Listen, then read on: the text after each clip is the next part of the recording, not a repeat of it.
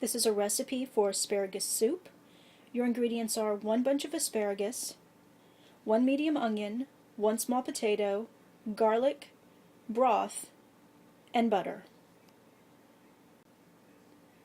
I'm first going to dice half of a white onion and saute it in a bit of butter. I'm now going to add my diced onion to half a teaspoon of melted butter. I'm going to saute my onions for 5 to 8 minutes until they're translucent. I might allow them to brown just a bit, get a slight caramelization going, after which I will take them out of the pot. As my onions saute, I'm going to chop the rest of my asparagus so that it fits in my pan, and then I'll peel the potato. My onions are now cooked and they've been removed from the pan. I'm next going to cook and soften the bottom parts of the asparagus. These are the fibrous ends that you usually snap off and throw away. What I'm going to do is add them to my pot with the broth and simmer the ends for 15 to 20 minutes. This helps to extract the asparagus flavor and enrich the broth that I'll be using. I'm going to add roughly 12 to 16 ounces of organic chicken broth. It's all I had on hand. I would prefer to use vegetable broth.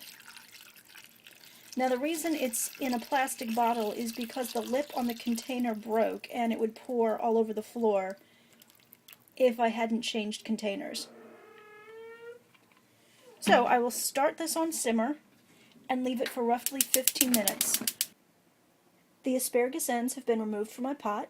I'm now going to re-add my sauteed onion. I'm also going to add my chopped and peeled potato and the garlic. I hadn't forgotten about it, but I didn't want to put it in until I was ready for the soup itself to cook. This is roasted garlic, and I wanted to infuse that flavor throughout the entire soup and not wash it out by sauteing it. Now you'll want to add any salt and pepper, if you plan on using those for seasoning, and simmer the soup until the potatoes can be pierced and broken with a fork.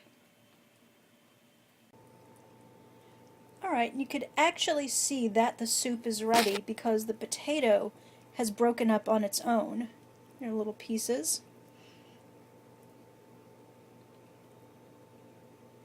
See? That was a larger piece of potato. So now, what you can do is blend it with your immersion blender or your stand-up blender. And as you can see, I've started the process of blending.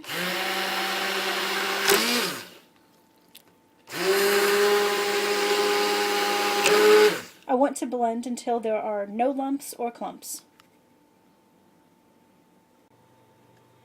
And here's the finished product. I garnished with blanched asparagus tops, but you could garnish it with nearly anything.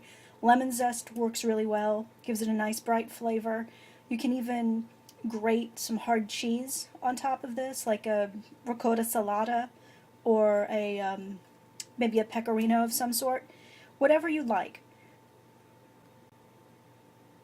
Hope you enjoy this recipe, and if you make it, please let me know what you think in the comments.